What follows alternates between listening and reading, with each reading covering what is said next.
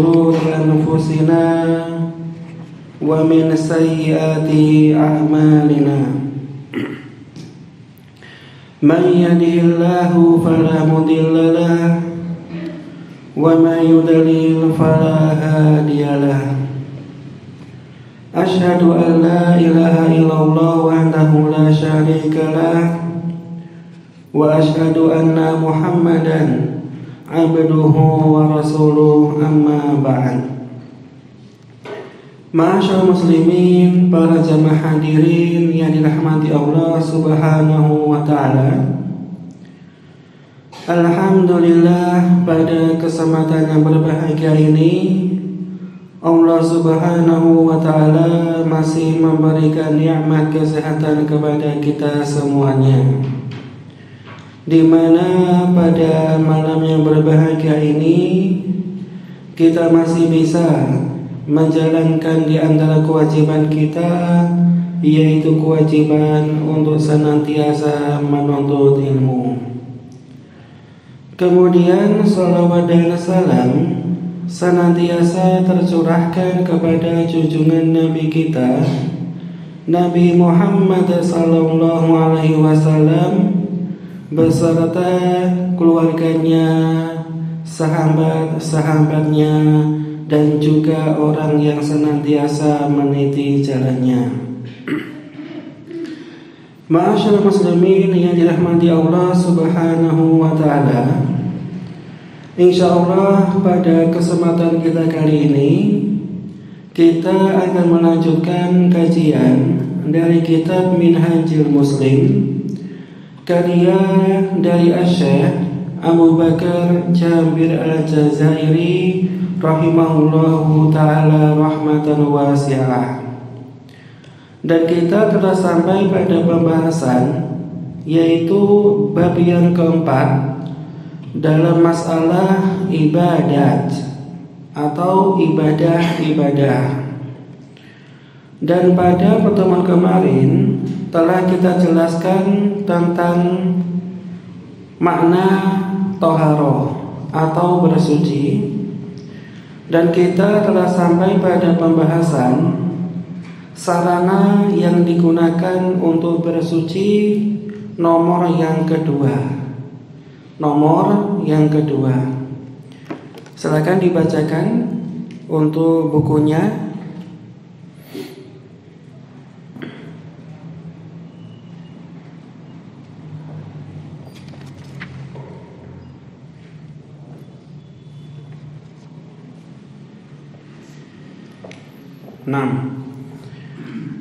Sarana yang digunakan untuk bersuci nomor 2.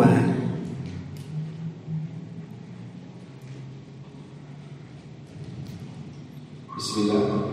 Penulis rahimahullah membagikan materi kedua sarana bersuci nomor 2, yaitu debu yang suci, yaitu permukaan tanah yang suci berupa tanah, pasir, batu atau debu. Hal ini berdasarkan sabda Nabi Muhammad SAW yang artinya, telah dijadikan untukku tanah sebagai tempat sujud dan alat bersuci. Jadi di antara sarana yang bisa digunakan untuk bersuci, yang pertama itu adalah air, sebagaimana penjelasan pada pekan kemarin. Kemudian yang kedua itu adalah as-sa'idut tahiru, yaitu debu yang suci.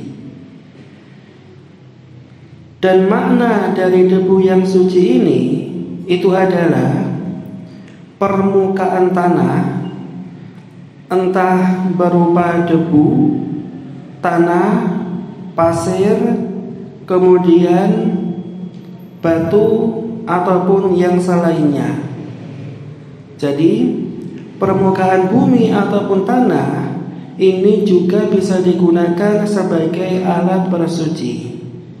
Dan dalam bahasa kita itu namanya adalah tayamum, ya. Jadi bersuci juga bisa menggunakan debu ataupun tanah. Sebagaimana sabda Nabi sallallahu alaihi wasallam ju'ilat lil ardu masjidan wa tahuran, dan dijadikan untukku bumi ini sebagai tempat suci, sebagai tempat untuk sujud, dan juga sebagai alat untuk bersuci. Jadi bumi ini selain digunakan untuk tempat sujud, juga bisa digunakan untuk alat bersuci. Namanya itu adalah tayamum. Silakan dibaca. Debu bisa dijadikan sebagai alat bersuci ketika tidak ada air atau ketika tidak memungkinkan untuk menggunakannya karena sakit atau lainnya. Dan debu bisa digunakan untuk alat bersuci jikalau tidak ada air, ya. Jadi ini sebab pertama seseorang boleh tayamum. Yang pertama itu adalah jikalau tidak didapati air. Ini boleh seseorang bersuci menggunakan debu. Contohnya seperti di antara antum mungkin suka hiking atau naik gunung. Kemudian ketika waktu sholat telah tiba, ternyata antum nggak punya bekal air. Dan juga sumber air yang ada di gunung itu susah atau jauh. Sehingga jika antum sudah waktunya masuk sholat dan tidak ada air, maka hukumnya dibolehkan bersuci dengan cara menggunakan debu atau bertayamum, ya.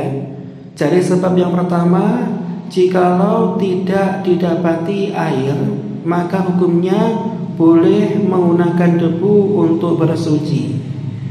Dan ini bisa menggantikan wudhu, ya, bisa menggantikan wudhu. Namanya tayamum jikalau dia tidak mendapati air yang digunakan untuk bersuci.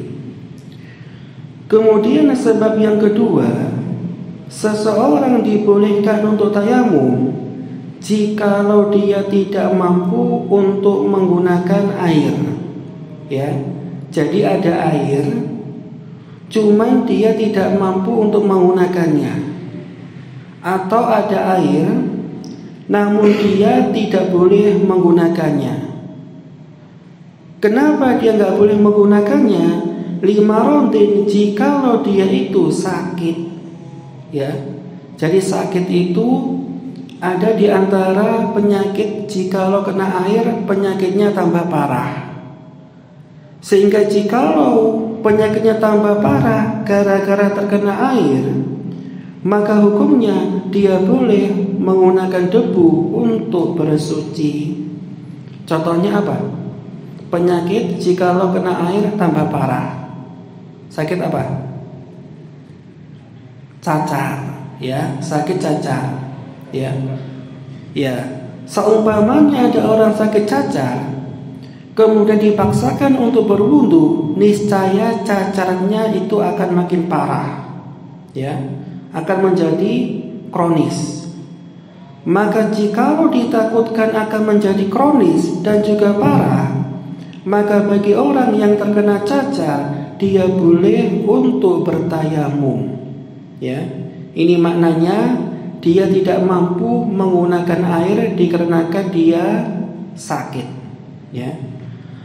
Ataupun ketika ada orang sakit, seperti semua tubuhnya terbakar atau mengalami luka kulit, ya, terbakar atau dia terkena penyakit kulit, sehingga jikalau terkena air dikhawatirkan penyakitnya akan makin parah, maka hukumnya dia dibolehkan untuk bersuci dengan menggunakan tanah atau debu, ya. Ini bagi orang yang terkena penyakit dan penyakitnya tidak boleh terkena air. Jadi dia boleh bersuci menggunakan debu. Dan landasannya sebagaimana firman Allah Subhanahu wa taala dibacakan. Berdasarkan firman Allah Subhanahu wa taala dalam surat Al-Maidah ayat 6. kemudian kamu tidak mendapatkan air, maka bertayamumlah kamu dengan tanah yang baik atau suci. Dan berdasarkan sabda Nabi Muhammad SAW yang artinya, sesungguhnya debu yang suci adalah alat bersuci bagi seorang muslim, walaupun ia tidak menemukan air selama 10 tahun. Bila ia menemukan air, maka hendaklah ia mengusapkannya ke kulitnya. Juga berdasarkan persetujuan Nabi Muhammad SAW terhadap tayamumnya Amr bin As dari junub pada suatu malam yang sangat dingin, karena ia mengkhawatirkan keselamatan dirinya bila mandi dengan air dingin tersebut. Nah, dan landasannya sebagaimana firman Allah Subhanahu wa taala di dalam surat An-Nisa ayat 43. Jikalau kalian tidak mendapatkan air, maka hendaknya bertayamumlah dengan menggunakan debu yang suci. Dan juga sabda Nabi sallallahu alaihi wasallam, "Innas sa'idat thayyib tahurul muslim." Sesungguhnya debu yang suci itu merupakan alat untuk bersuci bagi seorang muslim, walaupun dia tidak mendapatkan air selama 10 tahun. Ya. Jadi 10 tahun jika tidak ada air, dia boleh bersuci dengan menggunakan debu. Ini landasan dari sabda Nabi sallallahu alaihi wasallam.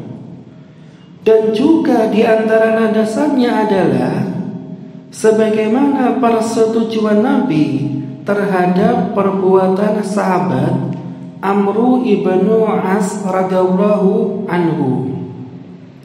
Jadi Amru, beliau pernah mendapati jinabah pada malam hari.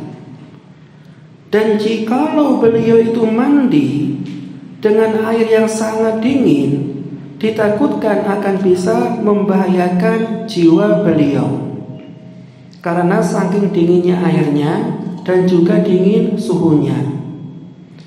Maka beliau radhiyallahu anhu punya inisiatif untuk tayamum, dan Nabi SAW membolehkan perbuatan Amru ibnu As. Ya, jadi di sini seseorang boleh bertayamum menggunakan debu yang suci jikalau dikhawatirkan kalau dia mandi dengan air yang sangat dingin itu bisa membahayakan jiwanya. Ini diantara landasan bolehnya seseorang bersuci menggunakan debu. Kemudian kita masuk ke poin selanjutnya tentang masalah najis. Silakan dibaca. Materi ketiga, penjelasan tentang najis. An-najasa adalah bentuk jamak plural dari kata an-najasa, yaitu sesuatu yang keluar dari dua saluran pembuangan manusia, kubur dan dubur, yang berupa tinja, air seni, madhi, wadi atau mani. Termasuk juga air seni dan tinja setiap binatang yang dagingnya tidak halal dimakan. Nah, cukup. Dan najis itu adalah setiap yang keluar dari dua saluran pembuangan manusia, entah berupa tinja, air seni, madhi ataupun wadi. Jadi kalau ada barang atau sesuatu yang keluar dari dua saluran pembuangan manusia, maka hukumnya itu adalah najis, entah berupa benda ataupun berupa cairan. Termasuk di antara benda yang najis itu adalah madhi atau wadi. Madhi atau wadi. Apa bedanya ini? Madhi sama wadi. Ya. Maka dikatakan oleh Syekh Abdul Azim Al-Badawi, yang dimaksud dengan madhi itu adalah cairan yang bening, tidak terlalu kental dan juga dia keluar karena syahwat. Namanya itu adalah madhi. Ya. Jadi kalau ada orang yang syahwatnya tinggi, kemudian ada cairan yang keluar, walaupun dia itu hanya setetes dan sifatnya dia itu bening dan tidak kental, maka itu namanya adalah madhi. Jadi cairan yang keluar karena syahwatnya dia tinggi. Dan madhi ini ketika keluar walaupun hanya sedikit, hukumnya itu adalah najis. Namanya madhi. Dan bedanya sama wadi, ya. Kalau wadi itu adalah cairan bening, agak kental dan keluar biasanya setelah kencing. Ya, namanya wadi. Makanya kalau ada seseorang dia itu kencing, kemudian ketika kencing kok dia itu enggak bersuci dengan cara yang benar, tidak dehem atau mungkin tidak diurut, boleh jadi ketika dia itu sujud ataupun ruku ada cairan yang seakan-akan dia itu keluar. Maka jikalau antum merasakan ada cairan yang keluar ketika sujud ataupun ruku, maka itu namanya adalah wadi. Ya, dia itu bentuknya bening, agak kental, dan dia keluarnya biasanya setelah kencing. Ya, itu namanya wadi. Makanya di antara perkara yang disukai oleh para ulama, ketika seseorang itu habis kencing, kalau bisa dia itu dehem, dan juga dibolehkan sedikit mengurut kemaluannya. Dikarenakan jikalau dia itu tidak dehem dan dia itu tidak langsung seperti orang batu, boleh jadi ada semacam cairan yang masih ada di zakarnya, dan boleh jadi ketika ruku ataupun sujud cairan ini keluar, namanya wadi. Dan ketika dia itu keluar walaupun hanya satu tetes, maka sholatnya dan juga wudunya itu menjadi batal. Namanya wadi. Ya. Jikalau ketika kencing dia tidak dehem ataupun tidak bersuci dengan yang sesuai dengan contoh dari ulama ataupun dari hadis.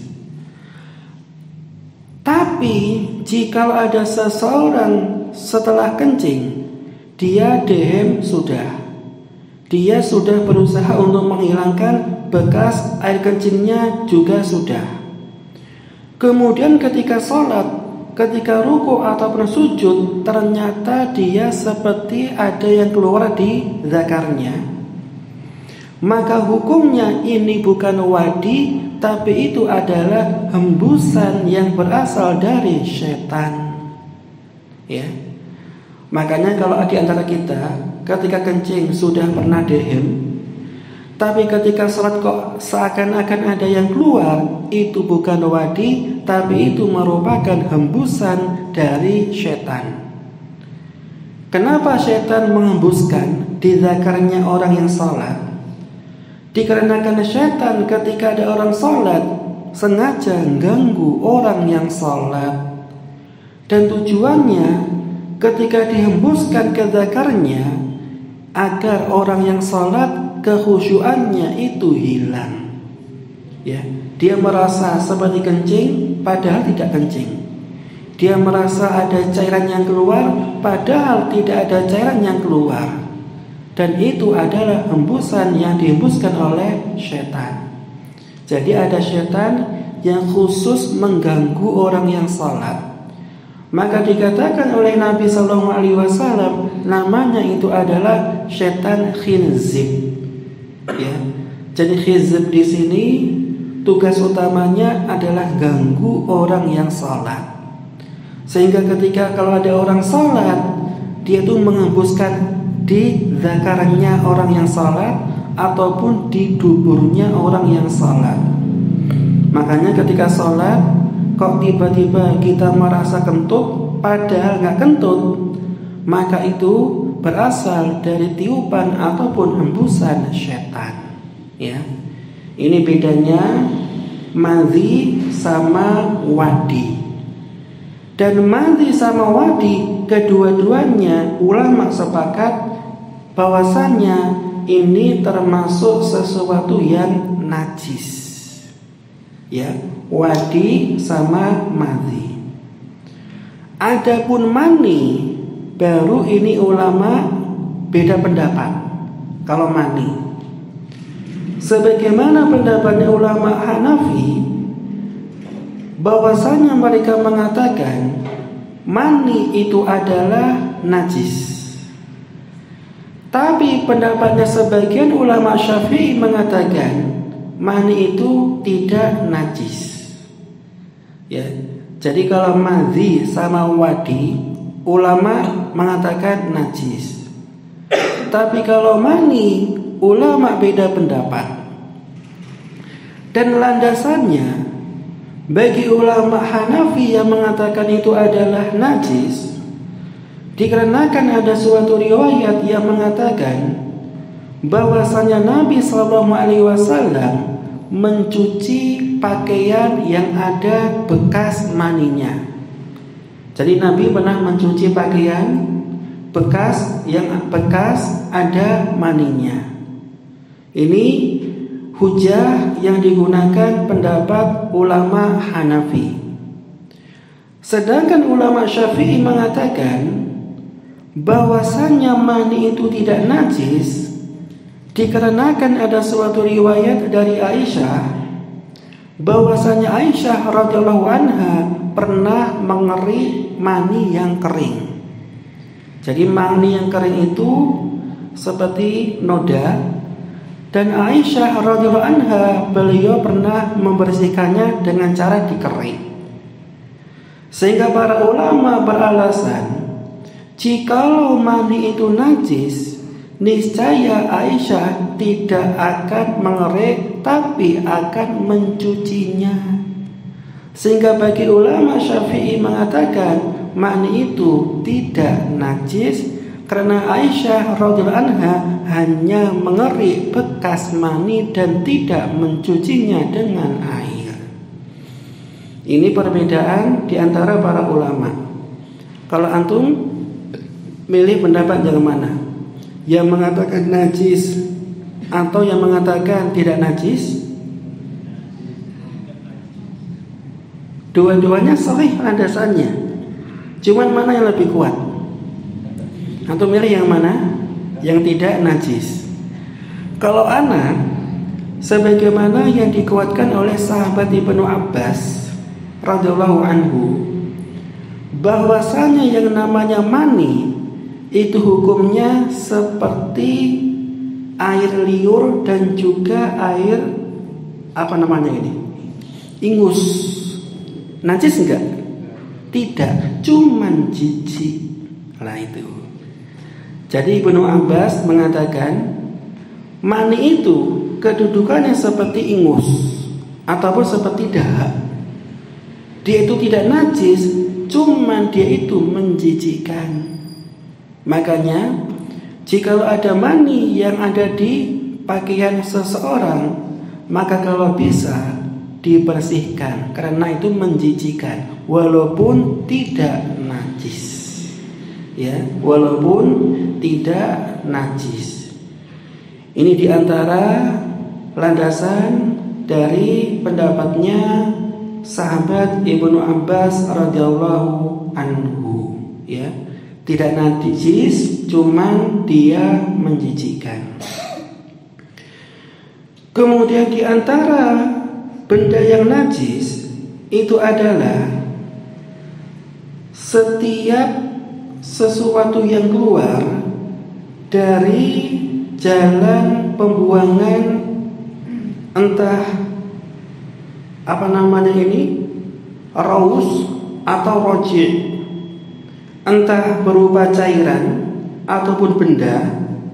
Setiap hewan yang tidak boleh dimakan, ya, kotoran dari hewan yang tidak boleh dimakan, ini juga termasuk benda yang najis. Ya. Jadi kalau ada hewan yang tidak boleh dimakan, seperti apa contohnya? Ataupun anjing, ataupun mungkin babi, ya. Maka jikalau hewan itu nggak boleh dimakan, maka kotorannya itu merupakan sesuatu yang najis. Ini pendapatnya dari Syekh Abu Bakar Jabir, ya. Sehingga kebalikannya, jikalau ada hewan yang boleh dimakan, maka hukum kotorannya itu najis atau tidak? Ayo, kalau hewannya itu tidak boleh dimakan, kotorannya itu najis. Tapi kalau hewannya boleh dimakan, maka kotorannya itu adalah na'am.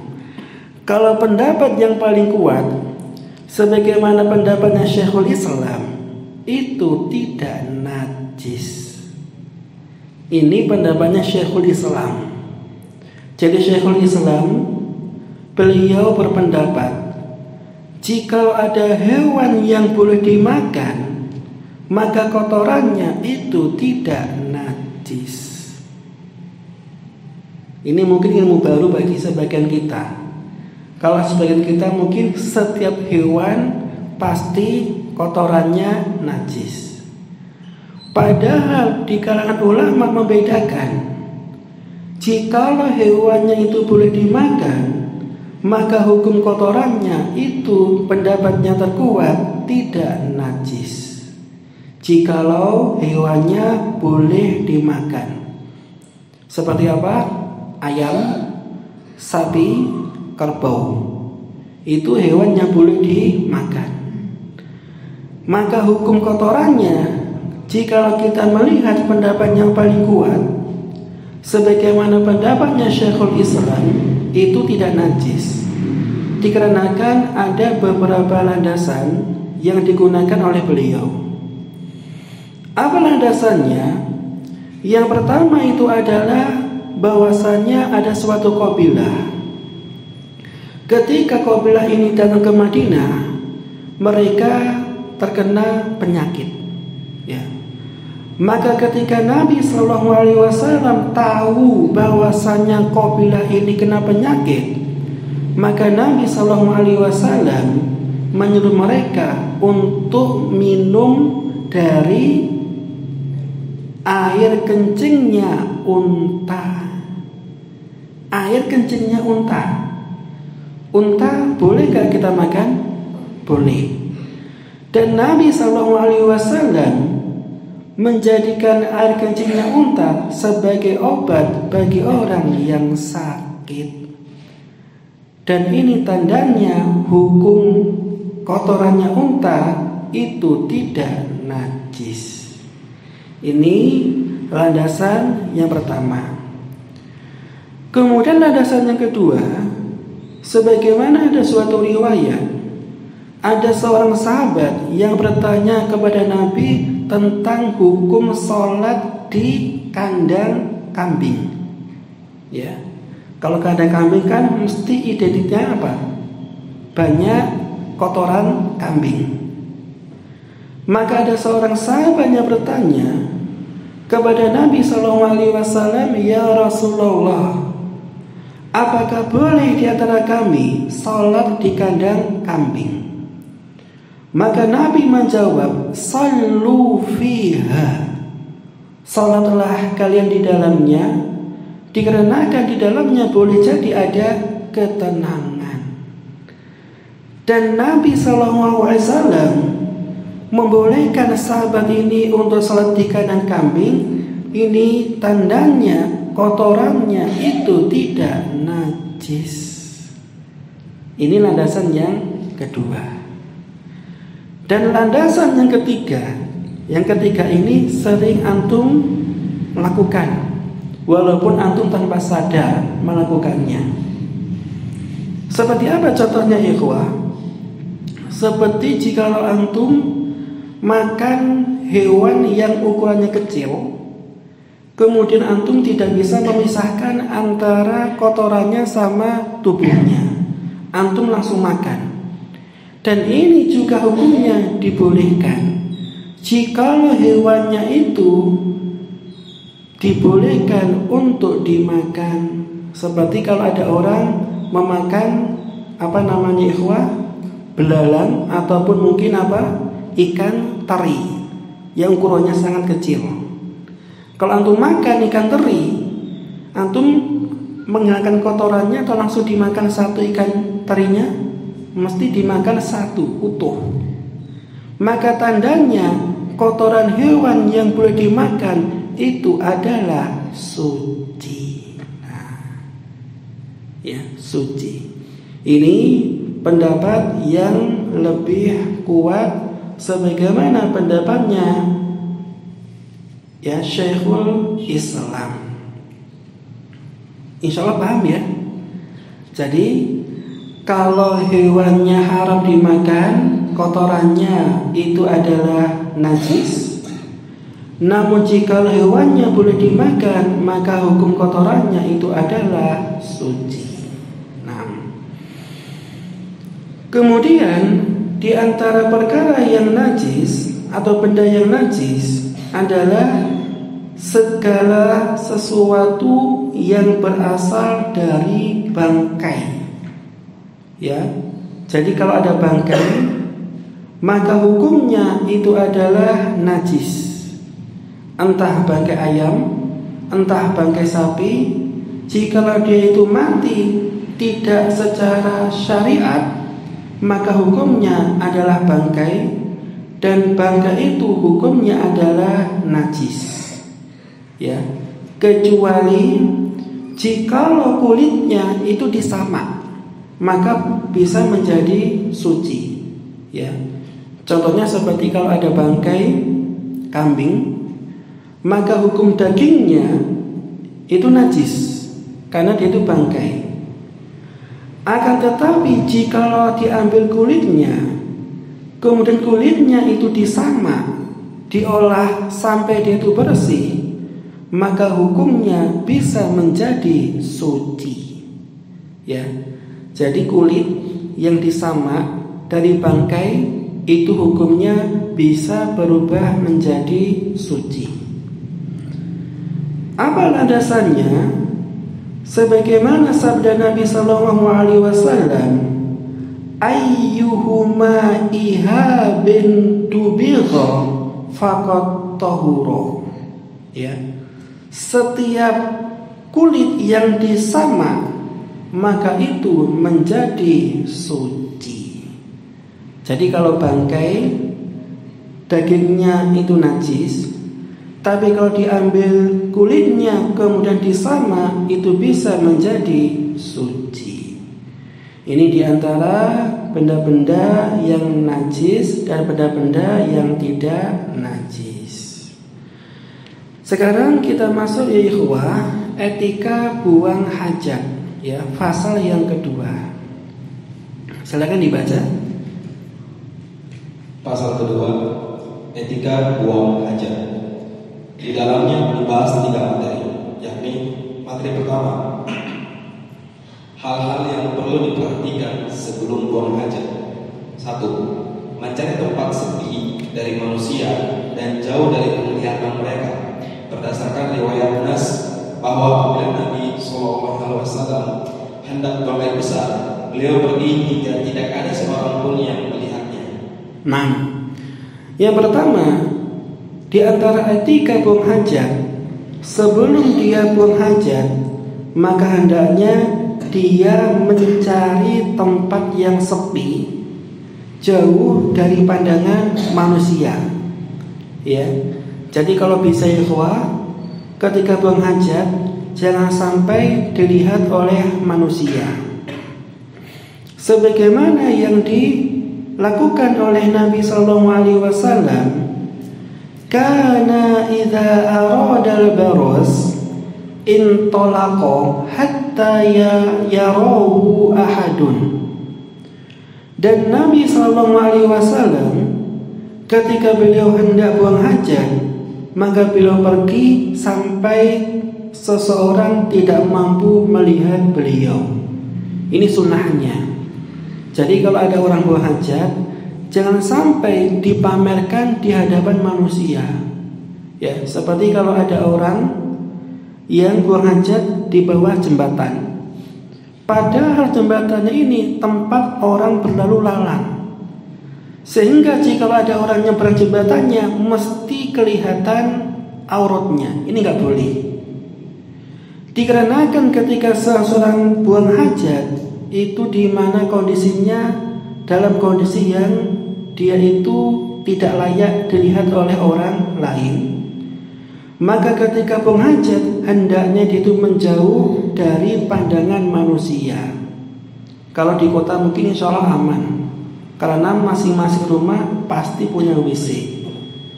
Tapi kalau di desa, biasanya ketika buang hajat, ya, biasanya ketika buang hajat itu di pinggir kali atau sungai. Makanya ketika pagi hari biasanya kalau ada orang buang hajat, dia nggak tahu Islam, dia buang hajatnya secara jejer, ya, jejer. Itu nggak diperkenankan.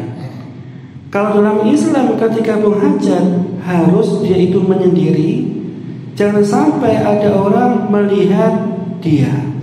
Ini sebagaimana yang dicontohkan oleh Nabi SAW. Yang kedua, tidak membawa serta sesuatu yang mengandung nama Allah. Allah Ta'ala berdasarkan riwayat yang menyebutkan bahwa Nabi SAW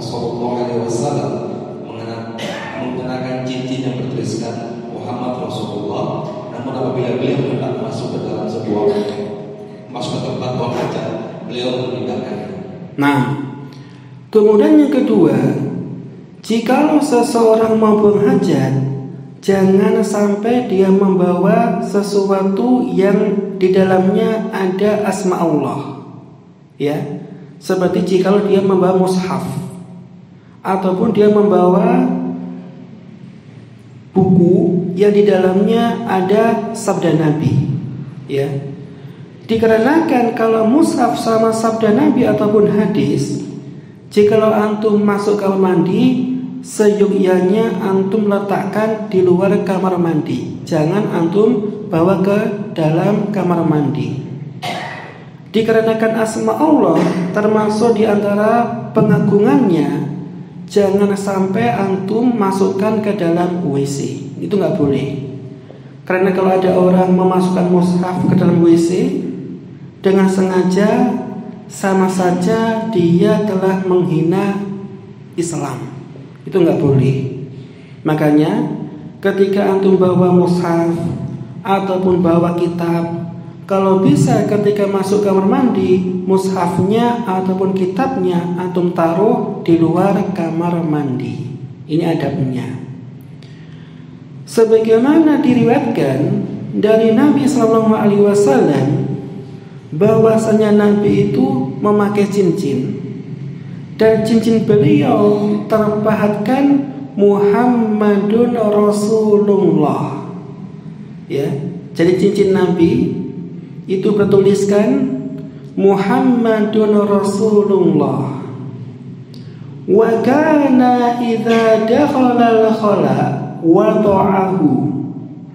Dan Nabi ketika masuk kamar mandi ataupun toilet, maka beliau melepaskan cincinnya di luar kamar mandi.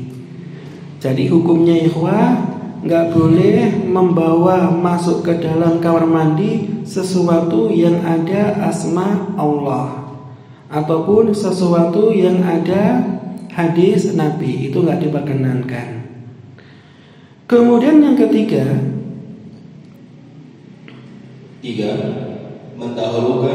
mendahulukan kaki kiri ketika masuk ke tempat buang hajat sambil mengucapkan dengan artinya, dengan menyebut nama Allah, ya Allah, sesungguhnya aku berlindung kepadamu dari setan jantan dan setan betina. Berdasarkan hadis yang diriwayatkan oleh Al-Bukhari bahwa Nabi SAW mengucapkan demikian. Nah, Dan yang ketiga, di antara buang hajat, ketika seseorang masuk kamar mandi, hendaknya dia mendahulukan kaki sebelah kirinya dulu. Ya. Jadi kalau masuk masjid didahulukan kaki kanan, tapi kalau ke kamar mandi didahulukan kaki kiri. Dan juga berdoa dengan ucapan Bismillahi inni a'udzubika minal khubuthi wal khaba'ith. Jadi ini ada ketambahan bismillah. Kalau kita mungkin biasanya hanya membaca inni a'udzubika minal khubuthi wal khaba'ith, atau Allahumma inni a'udzubika minal khubuthi wal khaba'ith. Ini doa yang biasa kita baca. Namun kalau bisa ya ikhwah, antum juga tambahi bismillah. Ya, bismillah. Kenapa kita disunahkan membaca bismillah juga? Dikarenakan ada suatu hadis dari Nabi SAW bahwasanya yang bisa menghalangi antara aurat kita dengan pandangan jin itu adalah kalimat bismillah. Apa maknanya? Jadi kalau antum menanggalkan bagian antum, dan ketika menanggalkan tidak membaca bismillah, boleh jadi setan akan melihat auratnya antum. Kalau ada orang menanggalkan baju dan dia tidak membaca bismillah, sehingga kalau kita membuka baju jangan lupa kita membaca bismillah, karena bismillah ini sebagai penghalang antara aurat kita dengan pandangan setan. Jadi fungsi bismillah di sini sebagai penghalang, biar setan tidak mampu melihat aurat kita ketika kita membuka aurat di dalam kamar mandi. Makanya antum tambahi bismillahi inni a'udzubika minal khubuthi wal khaba'ith. Ini diantara fungsi kenapa kita berdoa kepada Allah ketika seseorang masuk kamar mandi. Jadi setan biar tidak mengganggu kita ketika kita masuk kamar mandi. Wallahu ta'ala alam bisawab. Sekian yang bisa kita bahas pada kali ini, mudah-mudahan bermanfaat, dan kita tutup dengan doa kafaratul majelis. Wassalamualaikum warahmatullahi wabarakatuh.